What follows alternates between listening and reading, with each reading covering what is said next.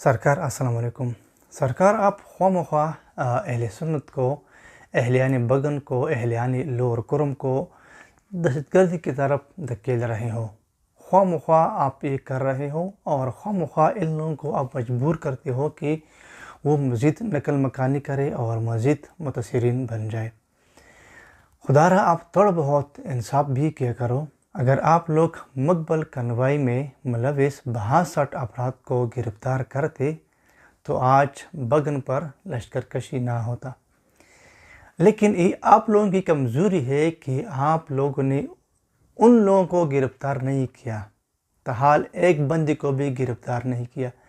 تو اس لیے ریئیکشن آیا.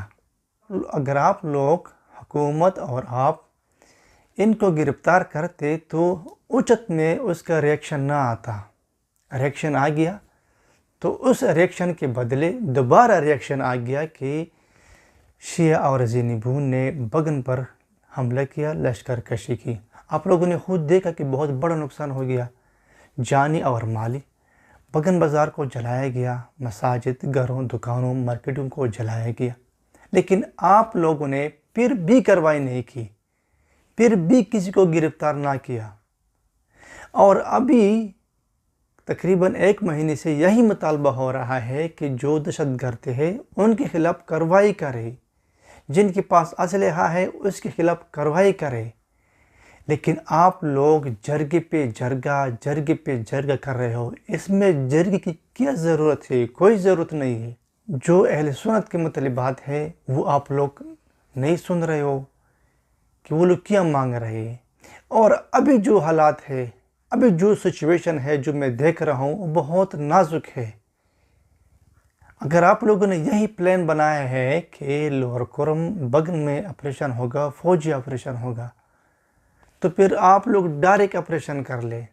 تو کیوں انڈائریکٹلی آپ لوگ آتے ہو؟ جو مسئلہ ہے آپ اس کو حل نہیں کرتے ہو، اور جو ضروری چیزیں ہے آپ اس کو توجہ نہیں دیتے ہو، حل نہیں کرتے ہو، اور انڈائریکٹلی کسی اور طرف جا رہے ہو. بہت خطرناک ہے، بہت زیادہ خطرناک ہے. جو مطالبات ہے کہ جس کے پاس اسلحہ ہے، دہشت گرد ہے، ان کے خلاف کارروائی کرے. اور آپ لوگوں نے ٹائم دیا ہے کہ 15 دن بعد. اٹ مینس کہ آپ لوگ چاہتے ہو کہ بگن کا آپریشن ہو جائے. ابھی جو ہو گیا اس کا بھی ریئیکشن ہوگا. تو خدا را آپ لوگ تھوڑا بہت انصاف کرے. بگن پر جو حملے ہوئے ہیں اس میں جو ملوث لوگ ہیں آپ لوگ ان کے خلاف بھی کارروائی کرے. آپ لوگ کارروائی کی بجائے مزید سہولت دے رہے ہو. تو ریئیکشن دوبارہ آئے گا، بگن کا بھی ریئیکشن آئے گا. اور ابھی جو ریئیکشن آئے گا پھر آپ لوگ اس کے خلاف کارروائی کریں گے، آپریشن بھی کریں گے، لوگوں کو بھی گرفتار کریں گے. اور جو دوسری سائٹ سے ہوا ہے ان کے لیے خیر سالہ کوئی کارروائی نہیں ہے، کوئی فوجی آپریشن نہیں ہے. اور آپ لوگ ٹائم دے رہے ہو، ٹائم پہ ٹائم دے رہے ہو.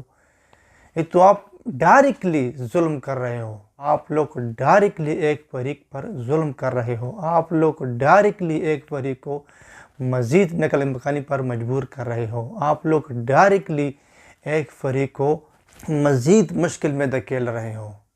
خدا را تھوڑا بہت انصاف کرے، اتنا ظلم نہ کرے.